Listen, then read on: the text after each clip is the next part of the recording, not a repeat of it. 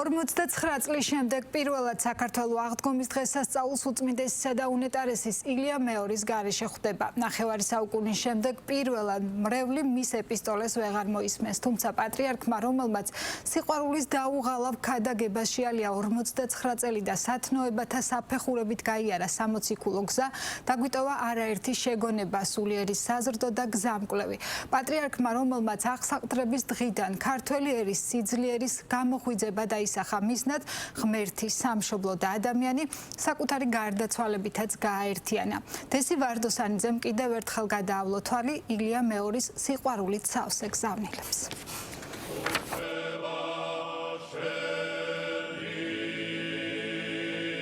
თითქმის ნახევარი საუკუნის შემდეგ საქართველო პირველად ხვდება აღდგომას უწმინდესი პატრიარქის ილია მეორის გარეშე. პატრიარქობის 49 წლის შემდეგ პირველად ბრწყინვალე დღესასწაული მისი წინამძღვრობით აღარ აღინიშნება ტაძრებში, სადაც ხალხი მზიანი ღამით შეიყვანა. ამ სიყვარულის ძალით ეს ტაძრები კი დღესაც სავსეა. სავსეა ილია მეორის სიყვარულით და ისევ ისმის აღდგომის სიხარულის მომტანი ქრისტე აღსდგა. ქრისტე აღსდგა.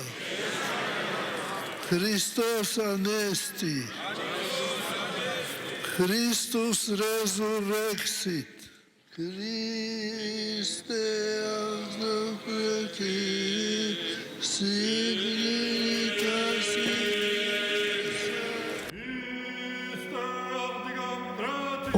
2015 წლის აღდგომას ქადაგებაში უწმინდესმა ადამიანის ბუნებაზე ისაუბრა და აღნიშნა, რომ ყველაზე დიდი სასწაული თავად ადამიანია.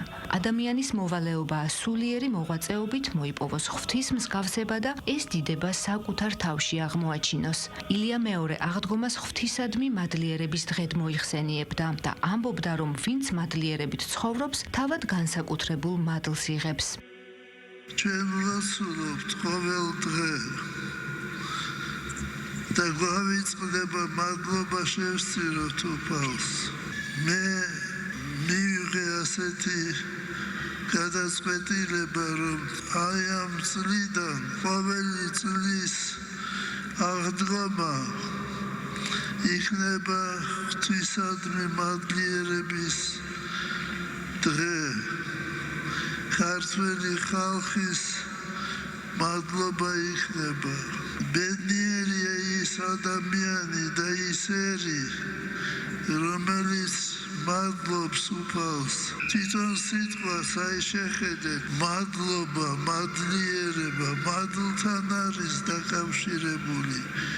დიდ მადლს მიიღებს საქართველო აღდგომის დღესასწაულზე. სიყვარულის პატრიარქის ქადაგებების სააღდგომო ეპისტოლეების მთავარი გზავნილი სიყვარული, სინანული და მიმტევებლობა იყო. ერს ერთიანობისა და ურთიერთპატივისცემისკენ მოუწოდებდა. გვასწავლიდა, რომ აღდგომა არის დღე, როდესაც ადამიანის გული და გონება ზეციური სიხარულით ივსება, რასაც ხილულ სასწაულს უწოდებდა. ბედნიერება, სიხარული, სიყვარული სუფევდეს თქვენთან. მე მახსენდება ჩემი ბავშვობა. აღდგომა დღეს მამა ჩემი გამომიყვანდა ეზოში და აჩვენებდა მზეს და მზე თითქოს ელავდა, თამაშობდა და მეუბნებოდა, რომ აი მზე და მთელი პლანეტები აღნიშნავენ აღდგომას. ღმერთმა გაგახაროთ. მისეული სამი საუნჯე, ღმერთი, სამშობლო, ადამიანი, თითოეული მორწმუნის ცხოვრებაში ცხოვრების სახელმძღვანელოდ ჩაიწერა. ის ხშირად ამბობდა, რომ ადამიანი ერთხელ მოდის ამ ქვეყნად და ვალდებულია გაუფრთხილდეს საკუთარ ხალხსაც და სხვა ერებსაც. მე გამოვთქვი სამი საუნჯე, რომელიც ჩვენ უნდა შევინახოთ და რომლის გარეშე კაცობრიობა დაიღუპება. ღმერთი, სამშობლო და ადამიანი. კარგად იცით, რომ ყოველი ადამიანი ერთხელ მოდის ამ ქვეყანაზე და ჩვენ უნდა გაუფრთხილდეთ ხალხს გაუფრთხილდეთ ჩვენს ხალხს საქართველოში ცხოვრებ ხალხს ეს იქნება ქართველი თუ ბერძენი თუ რუსი თუ სომეხი აზერბაიჯანელი ჩვენ უნდა გაუფრთხილდეთ და ყველაფერი უნდა გავაკეთოთ იმისათვის რომ ნორმალური პირობები ჰქონდეს არსებობის. პატრიარქის თქმით, ყველაზე საშიშია, როცა ადამიანი ცოდვაში ვარდება და ამას ვერაცნობიერებს, ხოლო ვინც ქრისტეს გზას დაადგება, აუცილებლად მიხვდება, რომ აღდგომა არის სიყვარულის ბოროტებაზე გამარჯვების იმედი. ცოდვისაგან რა თქმა უნდა გვეშინოდეს, მაგრამ ყველაზე მეტად უნდა გვეშინოდეს იმისაგან, როცა ადამიანი ვარდება ცოდვაში და ვეღარ დგება, დაგრძელებს ამას. თავარი ვასილი დიდი ამბობს, თავარი ის კი არ არის, რომ შენ ჩავარდი ცოდვაში. თავარი ის არის, რომ შენ ამ ცოდვისაგან აზრდე. და ღმერთმა ინებოს, რომ ყოველი ჩვენთაგანი ადგეს ამ ცოდვისაგან, ცოდვებისაგან, რათა მშვიდობით, სიხარულით, სასოებით შევხვდეთ ბრწყინვალე ქრისტეს აღდგომას. ამინ. სამგლოვიარო დღეები მხოლოდ გლოვა არ ყოფილა. ეს იყო ერის აღსარება დუმილით, ცრემლითა და ერთობით, რომელმაც ზუსტად იცოდა, რომ ილია მეორის დიდი ეპოქა დასრულდა. თუმცა სამწყსოს დაუტოვა რწმენა და იმედი იმის, რომ მისი სწავლებები, ქადაგებები და ეპისტოლეები მისი საქმე საუკუნეებს გაუძლებს და ერის სულიერ საზრდოდ იქცევა. ღმერთმა ინებოს თქვენი აღდგომა და საქართველოს აღდგომა.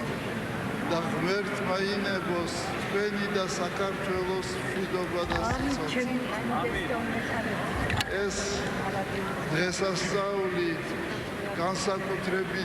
განსაკუთრებული დღესასწაულია, როცა ადამიანის გული, გონება აღსილია სიხარულით, ზეციური სიხარულით. აი ეს სიხარული და სიყვარული არ მოგაკლოთ მამაზეცია. ღმერთმა დაგლოცოთ, დაგახაროთ და თქვენთან ერთად ღმერთმა დალოცოს, გააძლიეროს, გაახაროს საქართველო.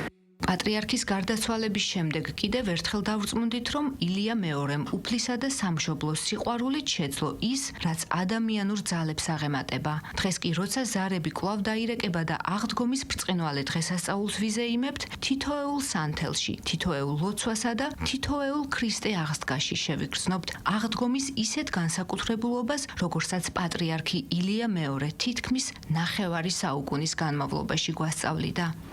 ყველას გილოცავთ ამ ბრწყინვალე დღესასწაულს.